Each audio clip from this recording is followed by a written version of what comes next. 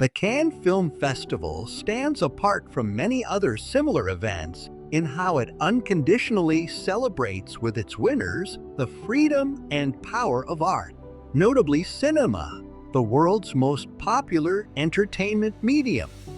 Born in response to a fascist cinema event in Venice in 1938, Cannes has maintained its position as a bastion of artistic liberty, becoming an annual meeting place for the world's best directors and actors. However, it is not just a showcase for the most illustrious names in cinema. Cannes also promotes movies that defy commercial conventions and provides smaller productions with a vital gateway to meet international distribution and promotion. So, let's celebrate all those people working tirelessly to keep this event alive, tracing back its history in the way we like best, through the films, recommending several award winners for each decade in the history of the Cannes Film Festival.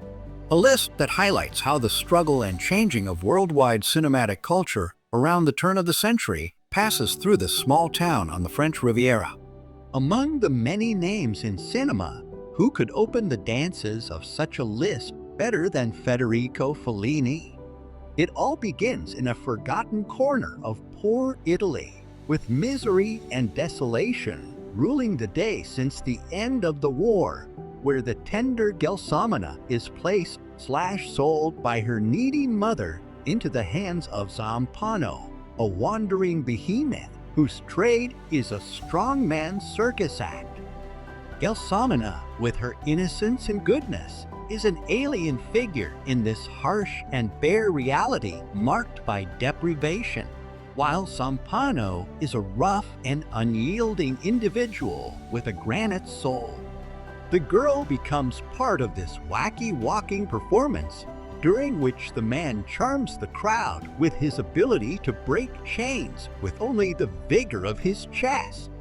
It quickly mutates into a slave-master relationship, while the girl repeatedly has a chance to depart from Zampano's brutality, staying with him more out of desperation than genuine desire or need. Their gypsy routine change at the arrival of the fool, a tightrope walker who performs with philosophical levity on the taut thread of existence, day in and day out, infusing a breath of cheerfulness and a glimmer of hope into Gelsomina's burdened heart. However, this newfound happiness only upsets Zampano even more, unable to accept that the girl is no longer dependent on him, leading to a tragic and inevitable fatality.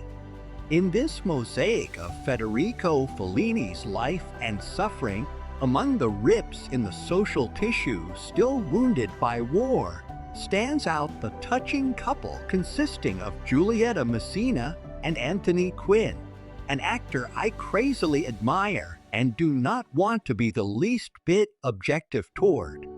And so, through pain and loss, this movie culminates among the memorable early winners at the Cannes Film Festival. Let's keep the roundup of Cannes Film Festival winners continuing with another Italian director, Michelangelo Antonioni, who transports us to London for a strange mystery where we don't even know if a murder has really been committed. So we follow young Thomas, a successful photographer in the 1960s fashion world, a lonely artist searching for the perfect shot in the myriad environments of the bustling English metropolis. However, photography can only partially satisfy him. Although money and women are no problem, he seeks an adventure outside the ordinary scope of what he knows so well. The opportunity happens ideally when one day, during a break, he decides to visit a quiet London park, a would-be oasis of peace in the city's throbbing heart. Yet, while enjoying the quiet solitude, Thomas comes across a couple frolicking not far away, taking some shots with automatic reflex like breathing. Between the two lovers, the woman notices and demands the return of the footage. Still, he flees, discovering later that that harmless incident may be hiding a choking murder. Only some others can do so well. Antonioni pushes the visual element to the limit by telling a slow-moving, winding story through images, with little dialogue explaining what is happening. 15 years later, Brian De Palma would reintroduce the idea in his own way with the almost namesake Blowout, where instead of David Hemmings / photographer, we get young John Travolta / sound technician who improvises as a detective to solve a murder. What is real and what imaginary in the protagonist's mind? It's hard to say how much is the fault of the beautiful Vanessa Redgrave and how much paranoia rises from photographic art. Still, Antonioni's genius lies precisely in leaving it up to us to decide which truth we prefer and choose to believe. We switch backgrounds completely, and with the next movie travel back to the 1950s during the horrific Korean War. Here we are in a mobile medical camp near the front, where every day soldiers arrive in the most awful conditions, and for many of whom there is not much to do but relieve their suffering. Among the camp's new medics are Captains Duke Forrest and Hawkeye Pierce, the latter a sarcastic but big-hearted doctor who quickly stands out among his colleagues for his sharp humor and unwillingness to follow strict and often stupid military rules. At his request, the skilled and equally nonchalant and rebellious surgeon John McIntyre also arrives at the base, with whom the group forms a small gang trying to keep spirits high during the daily horror of war. Between baseball games and flirting with the many pretty nurses, they also strive to fight the idiocy of their more obstinate colleagues like Frank Burns, a feckless doctor and insufferable religious exalted. The great director Robert Altman signs what, along with John Landis's Animal House, is simply the best American comedy of the 1970s. A story so successful that it went on to have an equally beloved television series and one of the most acclaimed winners at the Cannes Film Festival. It was also a success due to the unforgettable pair of golden-hearted rogues who star, consisting of the sly, four-eyed Donald Sutherland and his mustachioed sidekick Elliot Gould.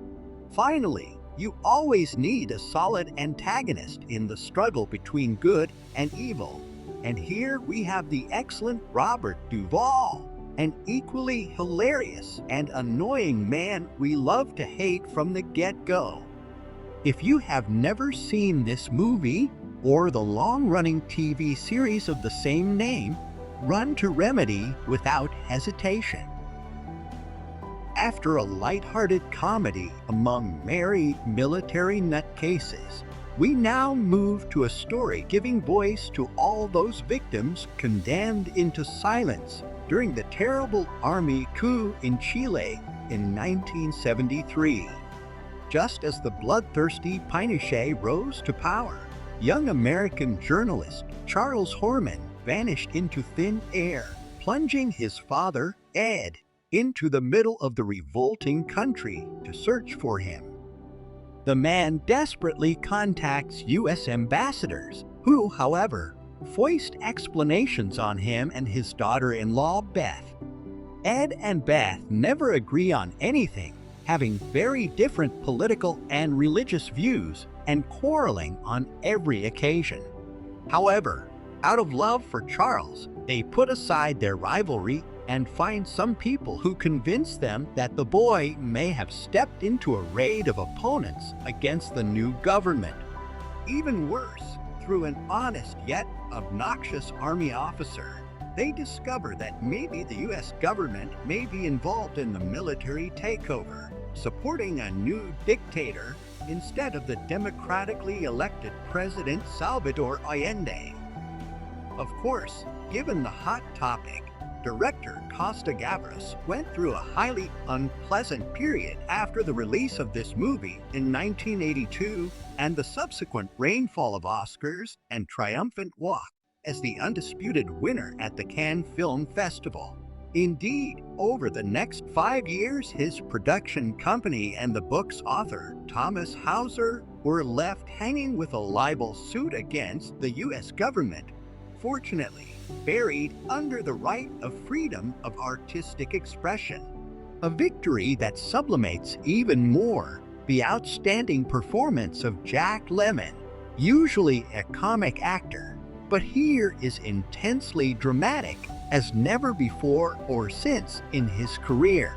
By his side is the naive and candid Sissy Spacek, a sweet wife searching for a husband whose sad fate we, unfortunately, know from the beginning. We remain somewhere between drama and comedy with Joel and Ethan Coen, two brothers with a flair for mixing healthy laughter with dark violence like few others, for whom this movie represents the first and only time they were winners at the Cannes Film Festival. The story follows the adventures of young Barton Fink, a romantic writer who moves to Hollywood in the 1940s to write a script for his first film. Staying in a crumbling and sinister hotel, Barton struggles with creative block, failing to write a single page until he meets successful colleague William Mayhew and his charming secretary Audrey. The woman helps him overcome his blank page crisis and also becomes his mistress, breathing new life and confidence into the shy writer. However, before the unexpected ending, Barton must face the gigantic Charlie Meadows, an insurance salesman with an indecipherable personality who lives next door. The Coen brothers poke fun at Golden Hollywood by showing us the darkness behind the dream machine through a character struggling to find ideas to write a story he doesn't believe in. Surrealism, comedy, romance, and horror. You can find everything and its opposite in this movie, as well as hope's birth and death in the space of one night. John Turturro ironically plays a person who passively endures everything that happens, a sponge who soaks up the emotions of others without finding the words to describe his own. Equally excellent is Judy Davis in the dual role of muse and lover, although towering above them all is an imperious John Goodman, with a character who seems even bigger than the story itself. One word alone can describe Barton Fink: unmissable. We turn from a fictional tragedy to one that is, sadly, as real as it is universally known: the terrorist attack of September 9/11. In his usual wry style of investigative documentary, Michael Moore dissects the small and large sins of President George W. Bush's administration before and after the tragic Twin Towers collapse. A harsh frontal attack on White House politics, where Moore also examines the complex and deep relationships between the various Bush father and son, intertwined with the most influential Middle East families, including, of course, Osama bin Laden's. From here begins the U.S. president's obsession with starting an unnecessary war in Iraq at all costs, blatantly driven by big corporations and their lobbies to make as much money as possible from the destruction, reconstruction, and, of course, the region's abundant oil reserves. There may be naivety in the somewhat overly romanticized description of the country under Saddam Hussein's iron fist. Nonetheless, Moore's wide-ranging and circumstantial mockumentary raises, as always, several disturbing and sinister issues about the true nature of the democracy in which we live. Between the memorable interview and editing work, along with more regrettable mystification in other circumstances, Fahrenheit 9/11 still remains one of the movies that created the most controversy when it was proclaimed the winner at the Cannes Film Festival. Many jurors were indeed opposed or undecided, although eventually it took dear old Quentin Tarantino to literally push the prize into his colleagues' hands, turning it into the most successful documentary in entire cinematic history.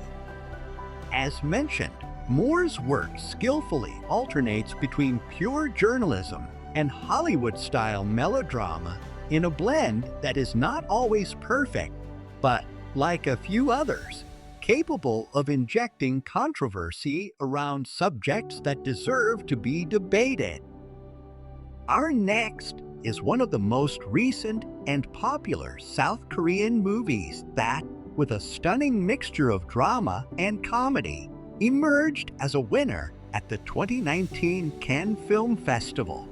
It revolves around the Kim and Park families, who are different in every conceivable way regarding attitude, wealth, and social class. The Kims are a poor, unemployed family living off petty scams in a dingy basement, while the Parks, a more than wealthy family, live in a vast, luxurious mansion. Everything changes when the Kims' son Ki-woo gets a job as an English tutor for the Park's daughter, Da-hai. Through cunning and deception, members of the Kim family gradually infiltrate the Park's life, later going directly to live in their mansion by taking advantage of their absence during a camping trip. Hiding in a bunker that the hosts did not know existed, these families will lead a ridiculous parallel life until they come face to face with each other when the truth emerges.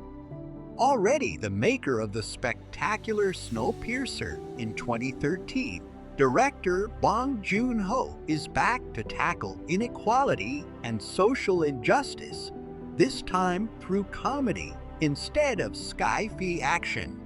However unbelievable, the story maintains a believable realism, mixing irresistible and funny moments with the sadness and horror of an inevitable ending. The difference between the fathers Song Kang-ho and Lee Sun-kyun makes us reflect how far apart can be between two families who, despite everything, live not far from each other and, indeed, later become even roommates. Can we judge the parasites intruding into someone else's home so harshly? Indeed, the Kims take advantage without restraint and overstep the mark. Yet the Parks also show their dark side in an ending that is heavy, literally, like a step straight to the heart. We finish with one of the latest winners of the Cannes Film Festival, with an absolutely off-the-wall story requiring a tough gut and a highly flexible cinematic morality. The protagonist is the young and sultry Alexia, a dancer and showgirl with a perverse passion for cars and a deep scar on her head where a titanium plate was put in as a child after a car accident. From the very beginning, we understand the girl is completely crazy when we realize she is the serial killer that all the newspapers have been talking about in recent days because of the numerous corpses she leaves behind.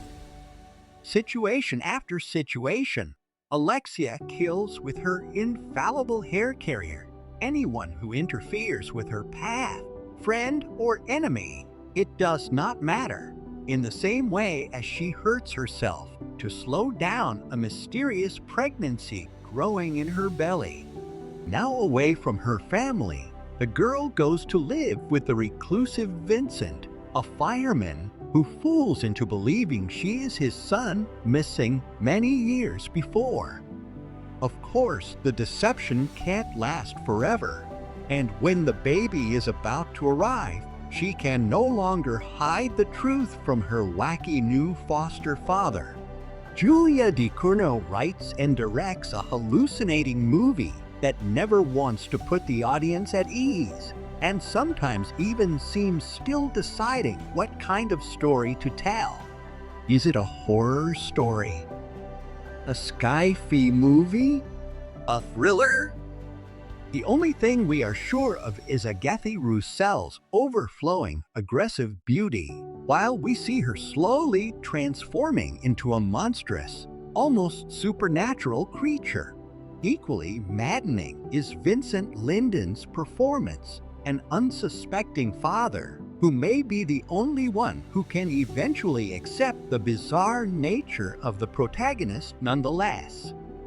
I have left out of any judgment the winning movies at this year's Cannes Film Festival. Of course, having yet to see them, I can't judge or recommend them.